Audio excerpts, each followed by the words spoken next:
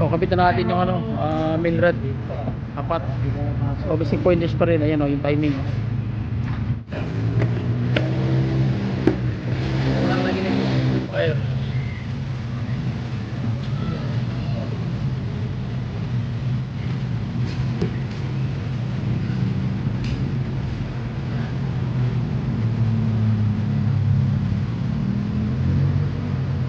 Okay, good job.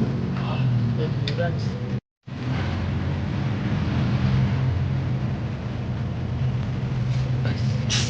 Mabutas na gusto?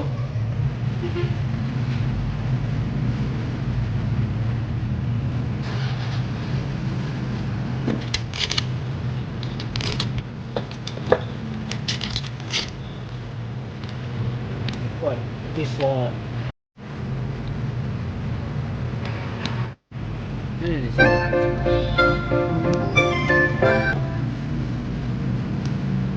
Orang ba? Lasa mo pa, bro. Orang mo.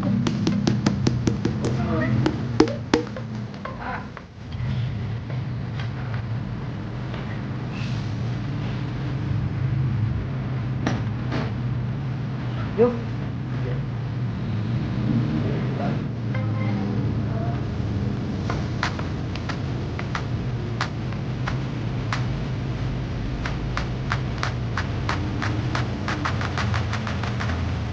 Okay, ayo.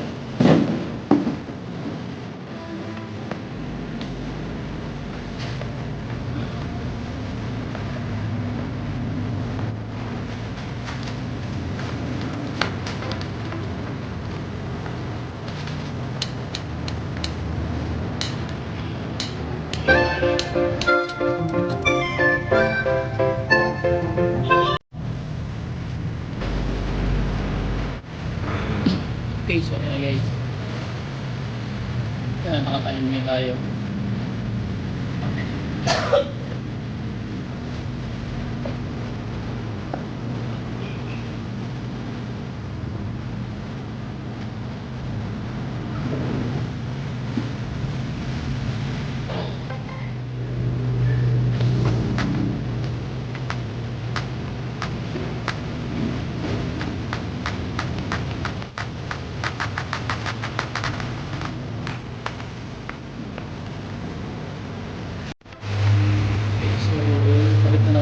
Filter, yung water pump. Okay. Dito rin nakan eh.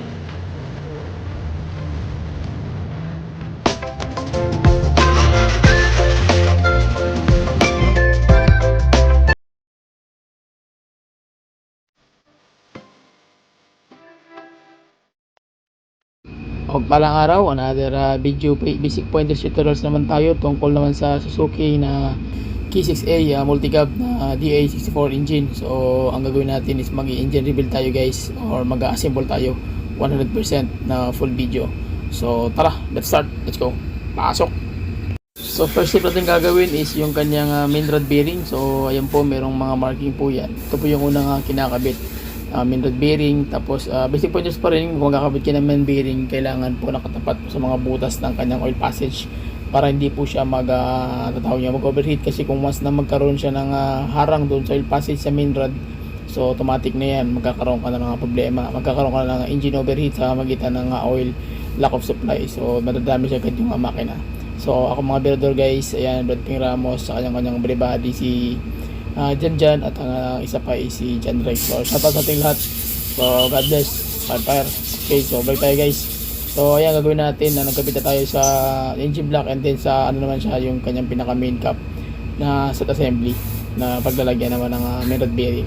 So pag magkakabit kayo niyan guys, lagyan niyo ng oil para sure ball talaga. And then pag nakabit nyo na, automatic yung crankshaft journal, pointers pa rin. Kung magkakabit nyo ito, kailangan suwabe talaga yung galaw. Okay, lalo pag nag-iikot na kayo, kailangan umiikot po ng kamay.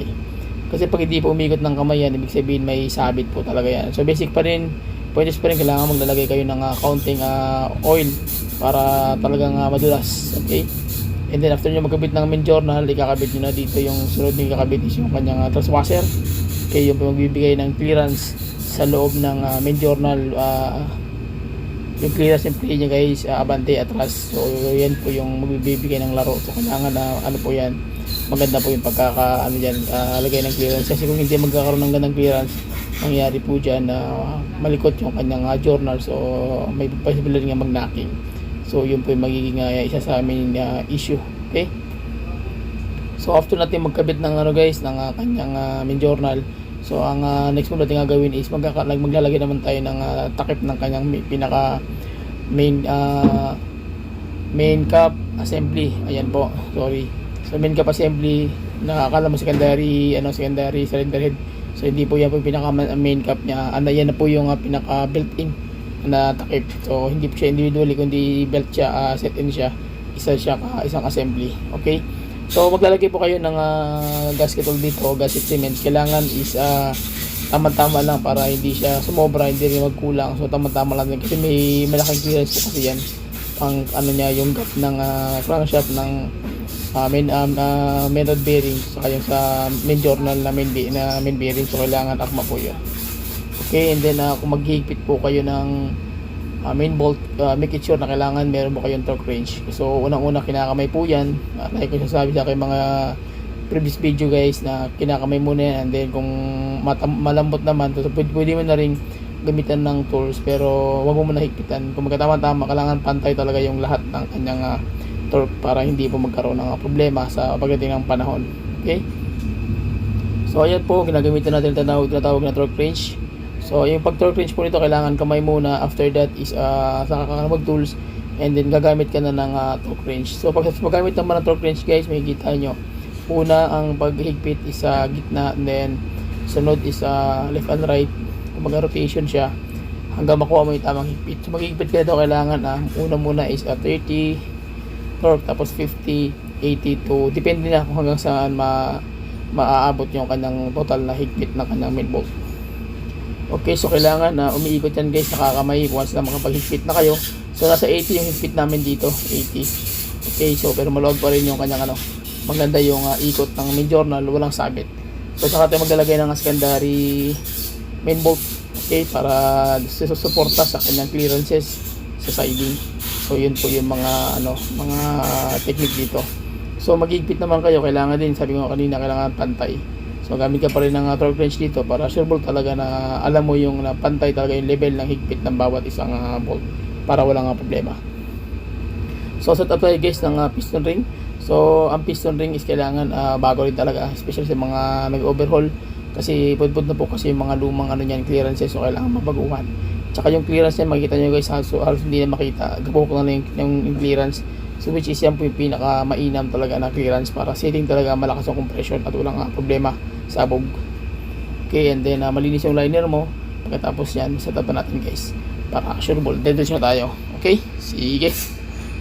Kung mag-set up kayo ng piston ring, pati yung conrod bearing yan guys, kailangan ganoon din, naka-timing din yan, meron ding marking yan, may gatla din yan, so may kanal, so hindi na ka maliligaw. Pero kailangan yan, meron ba ding oil, tsaka malinis pa rin yung kanyang journal at yung kanyang kakabitan ng connecting rod bearing, kasi pag medyo may mga konting dumi o mga buhangin, so magkakaroon siya ng gasgas. So magiging main cause yan ng natatawag na knocking. So either magasgas yung kanyang bearing, so magkakaproblema. So kailangan talaga malinis yung bawat pyesa na ikinakabit nyo, especially yung engine block. Kailangan malinis, walang mga lupa o mga alikabok o mga posible na magkaroon ng mag-cause ng gasgas sa loob ng engine. Yun po yung mga tirada dito guys kung magkakabit kayo at mag-assemble kayo ng makina. Basic pointers pa rin, magkakabit kayo ng piston ring, make sure na meron kayong tools na compressor na piston ring para sure bolt talaga yung pasok ng kanyang piston sa loob mismo ng cylinder liner at hindi siya magagasgas. Kasi once na gumamit po kayo ng tawag niyan, pinipilit wala kayong tools, ang mangyari po dyan, may posibilidad na magasgas po yung liner. So once na magasgas po yung makitab na liner na yan, so yan na po magiging problema na tawag na white smoke, kasi doon na po dumadaan yung maliit na amount na oil. Okay, and then basic pointers pa rin, conrod cap. So make it sure guys na yung timing niya na may marking, so kailangan nakatapat-tapat yun, kasi pag hindi nagkatapat-tapat yun, pag nabaliktad yun, ang mangyari doon, may posibilidad na ma-disalign yung kanyang conrod bearing. So pag na-disalign yun guys, magkakaroon siya ng tatawag na engine knocking o crankshaft main journal knocking. So yun po yung nagiging problema. Kaya once na magkakabit kayo ng piston, make it sure na maganda yung pagkakabit ng liner ng piston ring para yung liner swabe yung galaw. Okay, wala talagang sabit. Tapos make it sure na makamay mo pagtulak yung piston sapagkat pag hindi mo yan nakamay, ibig sabihin may sabit na po yan. Either disalign yung ring, first ring, second ring, o yung kanyang oil ring. Mostly oil ring po yung sumasabit dito. And then ang kanyang paghigpit naman ng kanyang cap. So yun po yung mga basic pointers dito guys. Okay, so may nabibili po sa Shopee yan guys. May kikita nyo yung basket dyan sa may bandang kaliwa. So sa corner sa baba, pwede nyo pong i-click yung mga parts ng K6A. Sa mga nagtatanong sa akin kung saan pwede makabili, dyan po, affiliate po tayo ng Shopee. So pwede kayo pumili anong oras. Tsaka mga ano po yan, genuine. So ang price po niyan, magdidepende na po yan sa inyo kung ano yung gusto nyo price. Ay either genuine, semi-genuine, o yung ordinary, o yung mas mura. Okay, so balik tayo guys sa paghigpit. Ang higpit po nito, unang-una is kailangan maghigpit kayo to make it sure na nasa 30 muna yung torque. And then mag 30 ka, mag 50 torque. Tapos magdidiretso ka ng 60-70. So 70 is last. Depende sa bolt guys. Kasi minsan kami tinatansya namin sa magitan ng pagtansya ng higpit ng kanyang torque, yung ikot ng bolt. So pag napansin mo medyo yung bolt umiikot na rin talaga, na naka-steady yung dulo ng head bolt, ibig sabihin enough na yun. So nasa mga 75 to 80, pinakamatataas si 80, yung 80 guys. Minsan umabot lang yan ng 60. So depende sa bolt. Hindi siya nagiging standard. Okay, kasi marami na ako titira nito. May iba hanggang 80 kaya, may iba naman 75 lang, iba naman 65. So hindi siya standard talaga. So magdidepende ka sa durability ng main bolt steel. So yun po yung tawag yan, technique diyan. Huwag ka depende sa standard sa karamihan. May mga bago kasi pag mga luma na kasulad nito, surplus luma na. So mahina na yung resistance ng tawag yan ng steel, ng threaded bolt, main bolt. So nagkakaroon siya ng problema, kaya kami ginagawa namin, tinatansya namin yung galaw ng bolt. So kung 70 lang yun, so lahat yung 70, so standard na siya. Kung 65, lahat yung 65. Kung 50 lahat. Ganun po yung ginagawa namin. Okay, so makikita nyo nakakamay natin, ibig sabihin okay siya, swabe, wala siyang tawag yan sabit. And then after that, kakabitan natin yung pinaka-takip ng kanyang main journal. Okay, after that yan, kakabit natin din yung kanyang mismong type. So basic pointers pa rin kung magkakabit po pala kayo ng tawag niya ng tatawag na cylinder head gasket. So kailangan make it sure na yung may mga butas, kailangan lahat na may butas. Kasi marami pong nag-overheat yan. Pag once na yung butas, hindi na napansin nga, may mga hindi na butasan. So may nangyaring ganyan instances, manufacturing defect. Ngayon pag kinabit mo yan at hindi mo napansin, mag-overheat yun. Kasi yung isa walang butas. So automatic yung mag-overheat din siya guys. So babalik yung problema. So mangyayari, back jump. Okay, so magkakabit kayo ito, kailangan make sure na lalagyan nyo ng gasket sealant. Yung silak na brand, maganda yung kasi medyo siya, mamadikit siya, saka hindi siya ganong pangit ipunas sa surface ng cylinder gasket. Okay, so magkakabit kayo ito guys ng cylinder head, kailangan lapat talaga siya. So bagong resurface, kung nag-overheat, kung hindi nag-overheat, kailangan mo siyang ipa-resurface kahit ikaw lang mano-mano. Okay, so yun po ginagawa namin dito para lapat na lapat. Kung magkakabit naman kayo ng cylinder head, kailangan talaga dito is yung titawag niya yung guide, yung kanyang pinaka-guide guys, yung kanyang timing guide. Yun po yung magbibigay ng tamang sukat talaga doon sa bawat butas ng cylinder head gasket at ng cylinder head at saka ng engine block. So at least walang problema doon na babara doon sa kanyang titawag na water jacket na mga passage. Okay, so once na malapat na yan guys, pwede mo lang banatan yan ng main bolt, cylinder head main bolt. So basic pointers pa rin, kung maghihigpit ka ng main bolt, ganun pa rin. So kailangan nyo munang kamayin yan. After that, pwede nyo nang i-torque, pero huwag nyo munang higpitan para ma-setting lang siya. So yun po yung mga ginagawa natin dyan. So gamit kayo ng tools guys para mas mabilis nyo makuha yung tirada. So makikita nyo dito yung gamit kong tools ay hindi po ito ratchet, manually semi po ito drill type. Okay, so basic pointers pa rin, maghihigpit kayo tulad din sinabi ko kanina sa main journal, sa main bolt sa ilalim. So kailangan mo pa rin yan, higpitan ng unang 30, lahat po yan 30, sunod niyan is 50,000 50 torque, and then 60, 70. Pero ito kasi head lang ito, maliit yung butas ng nito ng ulo, nasa mga G's lang po yan. So ang higpit po niyan either 45 to 65 ang ano po niya, higpit. Minsan umabot lang po yan ng 50. Kasi pag nasobrahan naman, baka naman siya malustred o mabali yung threaded head main bolt. Okay? So after nyan guys, magkakabit mo na yung intake tsaka yung camshaft, intake camshaft tsaka exhaust camshaft. So basic pointers pa rin, magkakabit kayo nito. Kailangan make sure na na malinis po talaga yung kanyang tinatawag na cam loop. Kasi pag madumi yung cam loop, magkakaroon niya ng knocking or magkakaroon siya ng ibang bigay ng clearance doon sa barbula. Opo, kaya kailangan malinis po talaga yung ano niyan, bawat tawag yan, bawat yung cam loop niya at saka yung kanyang pinaka mismo sa main camshaft niya na na dinadaanan ng babet. Opo. Okay, so yun po yung mga trada guys. Pagdating naman sa timing, so ito naman guys ang ating pag-uusapan. So itong timing kailangan na nakamarking po yan, yung chain niya mayroong marking na kulay black. So nakatapat po yan. And then sa ilalim naman ganoon din, may marking din na black. Tapos yung K-lock niya nakatapat din sa marking. So may kita nyo yung black na kadena. So tsaka dito nakatapat yung K-lock niya dyan. Okay, yun po yung mga timing setup nito sa mga K6A, DA64, DA63, DA17 at yung iba pang mga DA guys. Almost same lang sila ng timing setup ng kanyang chain. Basta pag may marking, okay na. Pero pag walang marking, may hihirapan po kayo. Pag walang marking, kailangan mong bilangin po yung kailangan. Biyasa po kayo sa timing ng valve train. Pag hindi, mahihirapan kayo mag-setup nun.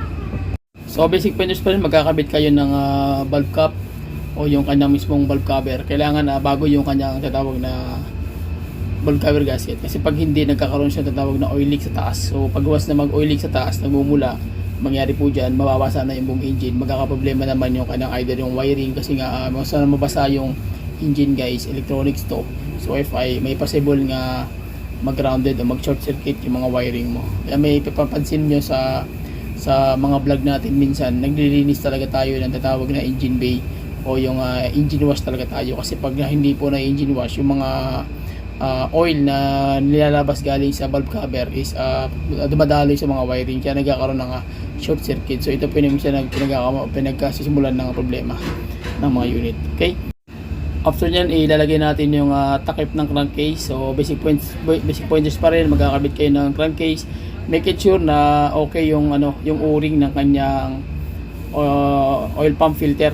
Kasi once na hindi po yan okay, meron po yung tawag yan na siwang o hindi bago yung kanyang o-ring. So magbabacuum po yan. So magkakos yan ng low pressure ng oil. So magkakaroon ka ng engine overheat o engine oil overheat. Yun po yung nagiging issue. Bakit na tawag yan nag-overheat yung makina na bago namang overhaul. So isa po yan, yung na yan, yung o-ring na yan o yung seal na yan. Okay, so bago nyo gamitin, kailangan bago po talaga yung o-ring na yan, maliit na yun. So napaka-importante po nun. Okay, so yun po yung hindi napapansin na ibang mechanic, kinakabit na lang bigla. So magugulat sila, kaka-overhaul lang, nag-overheat na naman. So yun po yung nagiging encounter namin dito sa mga na-undergo ng overhaul pero hindi lang napansin nila. So may mga konting guys, may mga konting kailangan na maingat ka talaga sa ganitong pagsimulang makina. Process pa rin, nilalagyan namin to ng ng sealant ng gasket all type kasi ito nagiging rubberized. So maglalagay ka naman ito, hindi naman gano'ng kakapalan, hindi naman gano'ng kanipisan. Tama-tama lang na pag nilapat mo kunti lang yung umbok sa gilid. Tsaka hindi na kami gumagamit ng bilyamoid or yung kanyang tawag niyan, yung kanyang crankcase gasket kasi nga wala siyang available, hirap siyang hanapin. Kaya subok naman namin to, yung gasket oil. Kaya ito lang ginagamit namin at iwas pa sa oil leak. Basta kailangan pantay yung bawat tips ng tawag niyan ng crankcase. Kasi kung hindi naman pantay yung crankcase, yung lapat niyan, mag-leak din yun guys. So kailangan pantay talaga yan. Kumbaga alam talaga ng mekaniko kung paano i-setting niya para iwasan natin yung mga oil leaking. So bagong overhaul after 1 year nag-oil leak na. So yun po ginagawa namin. Okay, so yun na guys, at bago na yung oil filter natin, tawag yan, bago na rin yung namin, yung water pump, and then na-assemble namin yung konti. May mga konti, kabit na natin to. Tara. So yun guys, kabit na natin yung guys. Hindi ka rin makaning. Kana isin ko na dia ang bangat. Oy, supra na kayo. Opya. Patay, awan niya. Okay.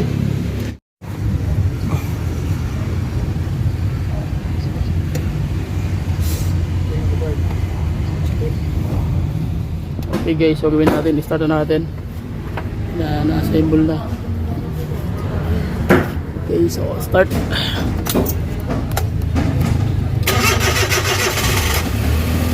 Yun. Ayan na, almada na yung andar. Okay na.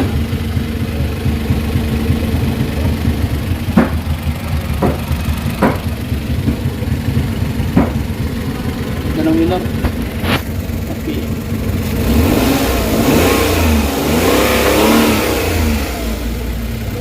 Okay. Palalo. So yun lang guys, maraming salamat sa inyong walang sawang suporta sa aking mga follower subscriber. Please comment lang kayo sa comment section. Subscribe kayo, ma-replyan na yun guys sa mga oras. So please share my video, subscribe my YouTube channel. Bye bye and God bless. See you.